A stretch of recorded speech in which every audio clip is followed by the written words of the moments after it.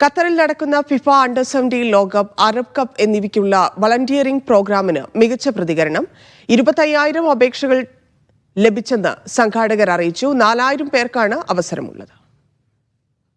ഈ വർഷം November, December മാസങ്ങളിലാണ് അണ്ടർ-17 ലോകകപ്പും ഫിഫ അറബ് കപ്പും നടക്കുന്നത്. ടൂർണമെന്റുകളുമായി ബന്ധപ്പെട്ട് സന്നദ്ധ സേവനം നടത്തുന്നതിനായി അപേക്ഷ ക്ഷണിച്ചിരുന്നു. 25,000 അപേക്ഷകർ ഇതിനോടകം ലഭിച്ചു. അഭിമുഖങ്ങളിലൂടെ 4,000 പേരെയാണ് തെരഞ്ഞെടുക്കുക. ഇവരെ 20 മേഖലകളിലായി പ്രയോജനപ്പെടുത്തും.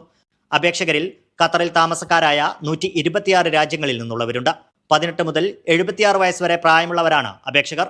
അഭിമുഖങ്ങൾ പൂർത്തിയായി കഴിഞ്ഞാൽ തെരഞ്ഞെടുത്ത വളണ്ടിയർമാർക്ക് ഓഗസ്റ്റ് മുതൽ ചുമതലകൾ സംബന്ധിച്ച ഓഫർ ലഭിക്കും. വളണ്ടിയർമാർക്ക് ഒഫീഷ്യൽ യൂണിഫോം, സേവന സമയത്ത് ഭക്ഷണം, സൗജന്യ യാത്ര, ടൂർണമെന്റിന്റെ ലിമിറ്റഡ് എഡിഷൻ ഗിഫ്റ്റുകൾ എന്നിവ ലഭിക്കും. Media 1, Doha.